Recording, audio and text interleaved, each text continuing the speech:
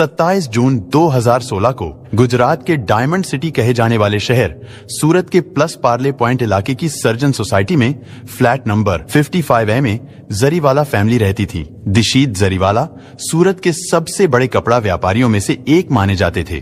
कटरगम नामक जगह पर उनका खुद का एक टेक्सटाइल भी था। दिशीत जरीवाला 26 साल की उम्र में ही अच्छे खासे मुकाम तक पहुंच गए थे। साथ ही उनकी शादी भी हो चुकी थी। उनकी पत्नी का नाम वेल्सी था। उन दोनों की 1.5 साल की एक बेटी भी थी।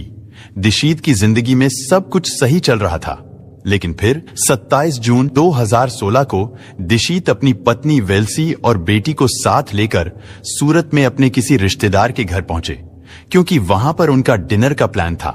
डिनर करने के बाद रात 9:45 के आसपास दिशीत जरीवाला अपनी पत्नी और बेटी के साथ अपने घर वापस आ गए। दिशीत ने कार पार्किंग में पार्क की और फिर सभी लोग फर्स्ट फ्लोर पर चले गए, क्योंकि नीचे ग्राउंड फ्लोर पर पार्किंग एरिया था, इसलिए सभी लोग फर्स्ट फ्लोर और सेकंड फ्लोर पर ही रहते थे।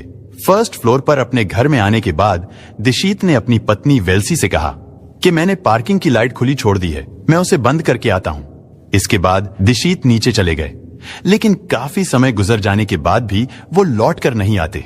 वेल्सी ने उन्हें आवाज लगाई तो दिशीत ने कहा कि मैं अभी आ रहा हूँ, लेकिन 10 मिनट बीत जाने के बाद भी दिशीत वापस नहीं आए।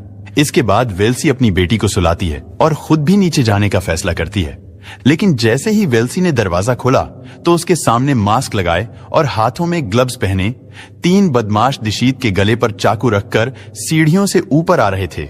ये देखकर वेल्सी की हालत खराब हो गई। इसके बाद वो तीनों बदमाश दिशीत को लेकर उसके बेडरूम में जाते हैं। फिर उनमें से एक बदमाश दिशीत के गले पर चाकू रखकर खड़ा हो गया और बाकी के 2 बदमाश घर को लूटना शुरू कर देते हैं। घर का कीमती सामान, घर में रखा केश और गहने, वो सब कुछ लूट रहे थे, क्योंकि दिशीत और वेल्सी भी उस समय किसी रिश्तेदार के घर डिनर करके लौटे थे, इसलिए वेल्सी ने भी काफी गहने पहन रखे थे। उन बदमाशों ने वेल्सी के गहने उतारकर वेल्सी से कहा कि अपनी बेटी को उठाओ और चुपचाप बाथरूम के अंदर चलो। वेल्सी ने ऐसा ही किया। उसने बेटी को उठाया और बाथरूम में चली गई।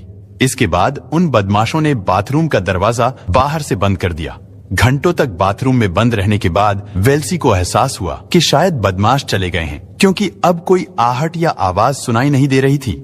इसके बाद रात करीब 11:30 बजे के आसपास वेल्सी ने बाथरूम में लगी कांच की खिड़की तोड़ी और फिर बाहर की ओर